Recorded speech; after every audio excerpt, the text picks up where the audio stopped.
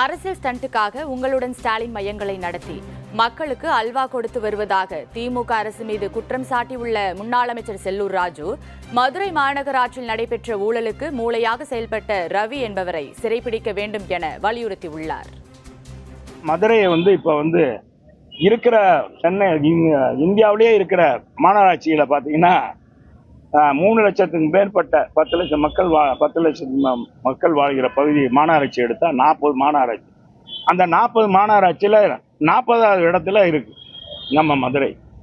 இது மிகப்பெரிய மதுரை மக்களுக்கு மிகப்பெரிய இந்த மாநகராட்சி நிர்வாகம் நம்ம கொடுத்திருக்க மிகப்பெரிய பரிசு, அவங்களை தேர்ந்தெடுத்ததுனால.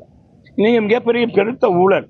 நான் கேட்கிறது என்னன்னா, இந்த அரசாங்கம் இனிமேல் இதே மாதிரி இன்னும் 1000 ரூபாய் கொடுக்குறவங்க இதிலே கெடுக்கிறான்ற. இதுவரைக்கும் அதுல ஏறத்தாழ பாத்தீங்கன்னா 2,30,00,000 குடும்ப அட்டைகள்ல வழங்கப்பட்டது என்னன்னா 1,16,00,000 பேருக்கு முதல் கட்டமா வழங்கினாங்க. மீதி அற்றவங்கலாம் தகுதியற்றவங்கன்னு சொன்னாங்க. இப்ப தகுதி உடையவராங்களா ஆயிடுவாங்களா? இது ஒரு அரசியல் ஸ்டண்ட்னு சொல்லலாம். இது மக்களுக்கு கொடுக்குற அல்வாவாக கூட சொல்லலாம்.